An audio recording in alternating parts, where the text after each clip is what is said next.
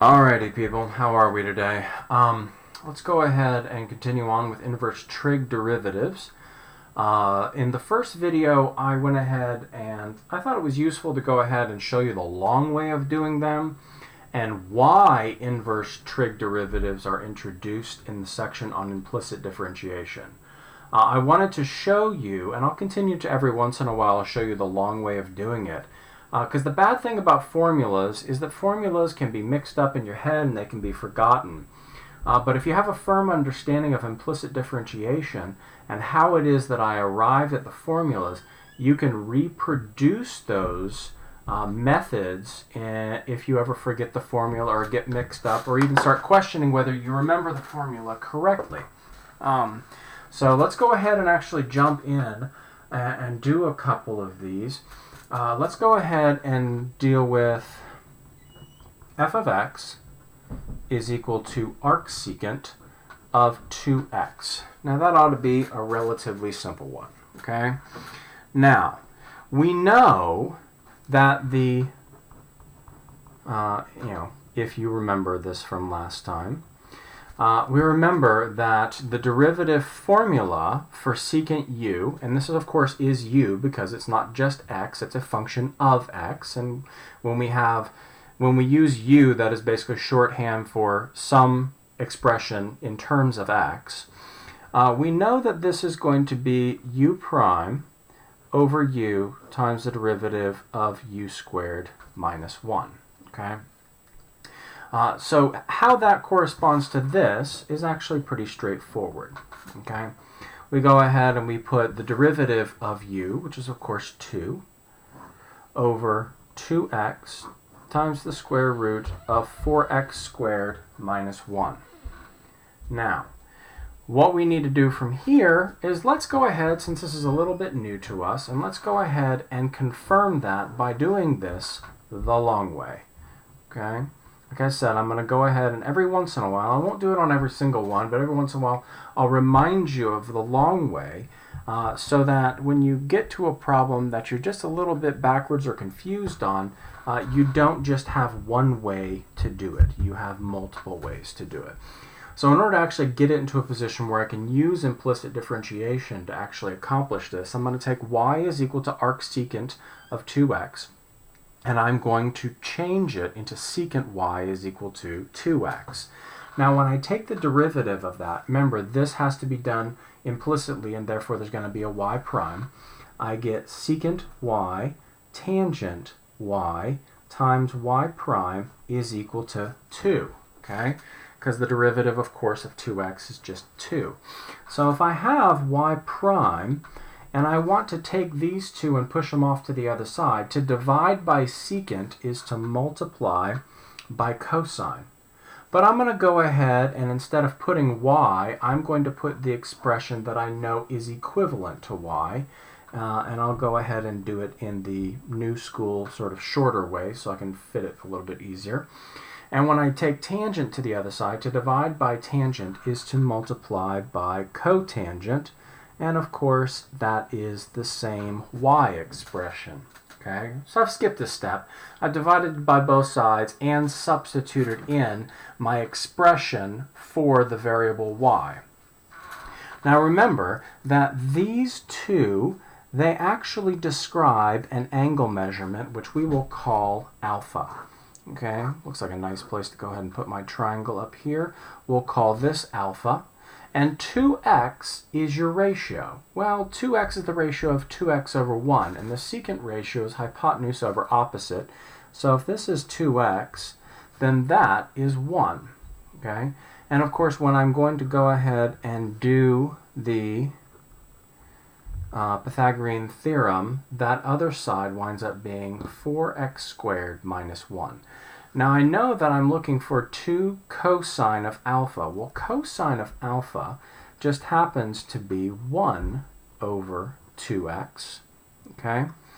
Now cotangent of alpha is adjacent over hypotenuse, so it's 1 over the square root of 4x squared minus 1. And that winds up being 1 over x 4x squared minus 1. And the only reason it looks a little bit different than this up here is because I actually failed to simplify here. I failed to cancel out those the common factor of 2 in the numerator and denominator. But we see how this was done formulaically. This was done by the method knowing where those formulas come from, i.e. through inverse trig and implicit differentiation. Okay, so that's a nice example just to get us started off with in this particular video. Let's go ahead and run through a couple others. We'll do the next few just by the formulas. So let's go ahead and do okay. How about arc sine plus arc cosine of x? Okay. Now, what is that derivative? Well, let's go ahead and put, 1 over the square root of 1 minus x squared plus negative 1 over the square root of 1 minus x squared. Ooh, that's 0. Okay. Well, how about, let's do, if f of x is equal to, let's do x squared arctan of 5x.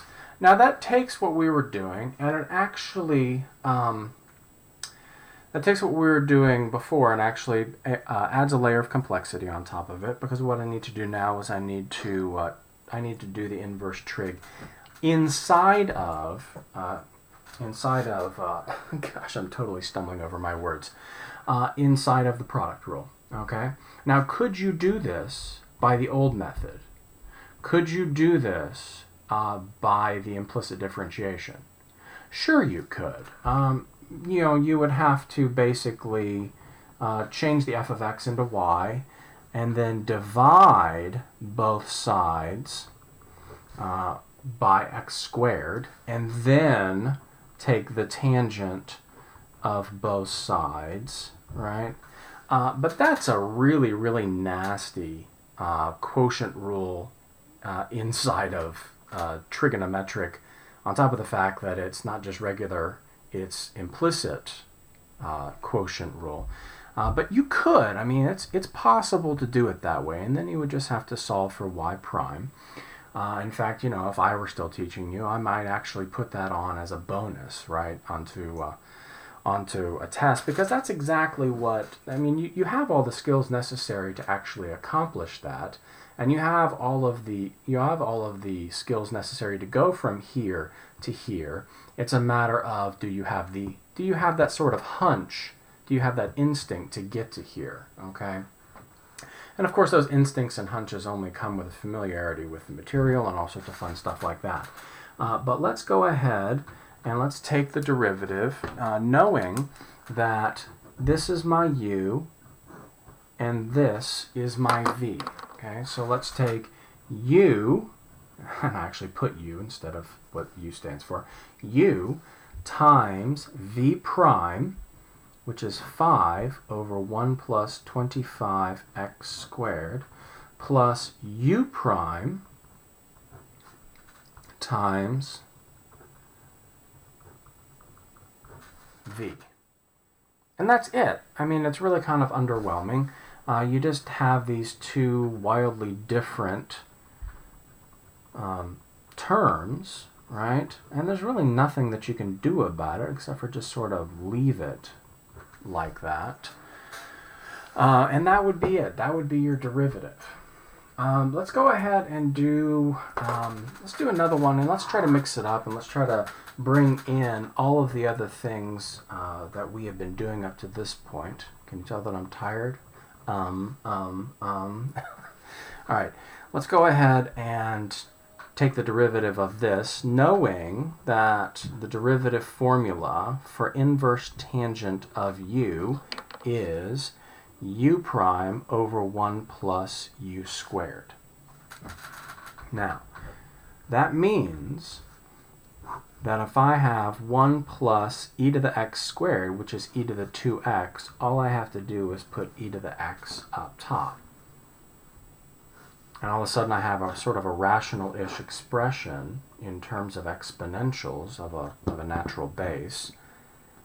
But somehow this is related to this. Now, could we do this one the long way? Could we do it dealing with implicit differentiation? And the answer is yes. Let's go ahead and do that. Let's do that one the long way.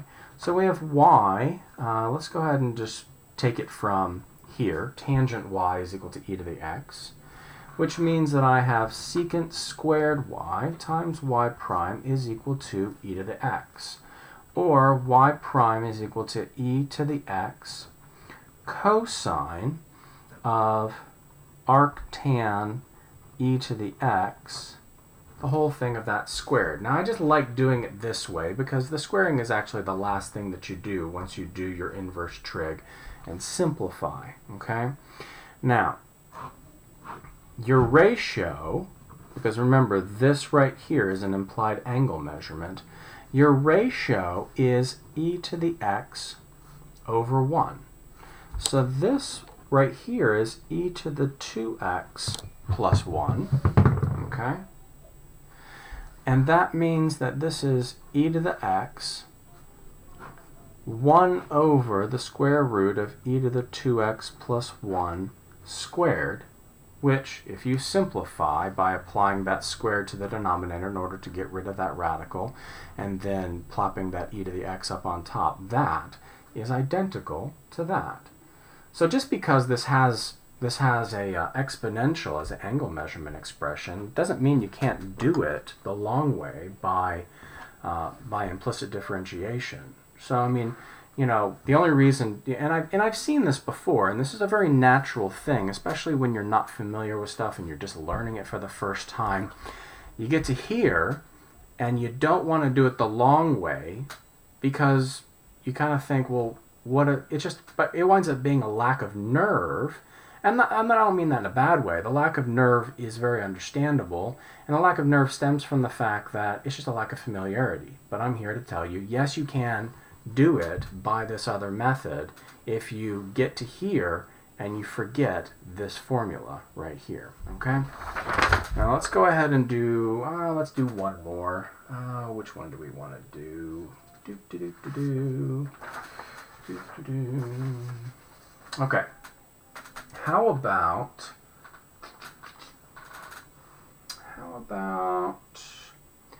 y is equal to x arc sine x plus the square root of 1 minus x squared.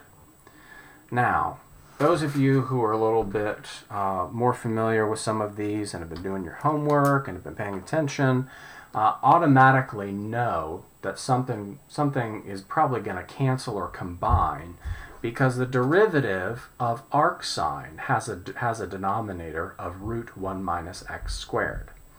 You also know that when you do this by the general power rule, you're going to have a denominator of root 1 minus x squared. Okay? But you do recognize also the fact that that first term right there needs to be done by the product rule. So let's do y prime, and we have the first times the derivative of the second plus the derivative of the first times the second. Okay, so all of that is just the derivative of that first term. Now we need to do the derivative of this, which of course needs to be thought of like this, okay? So it becomes 1/2 1 minus x squared to the negative 1/2 times negative 2x. Okay? Well, I'm going to go ahead, and when I simplify that last term, I'm going to put it right next to this term right here. The 1/2 and the 2 cancel out, but the negative turns this into a whole negative term, and I get minus x over the square root of 1 minus x squared plus arc sine of x. Boom, boom. Y prime is arc sine of x, which is just kind of bizarre. Okay, that kind of does it for part 2 of inverse trig derivatives. Probably do another video here before moving on to 3.6, which is the derivative of logarithms and logarithmic differentiation. So you have that to look forward to, which is fun. If you have any questions, of course, you can always shoot me an email, and I welcome it.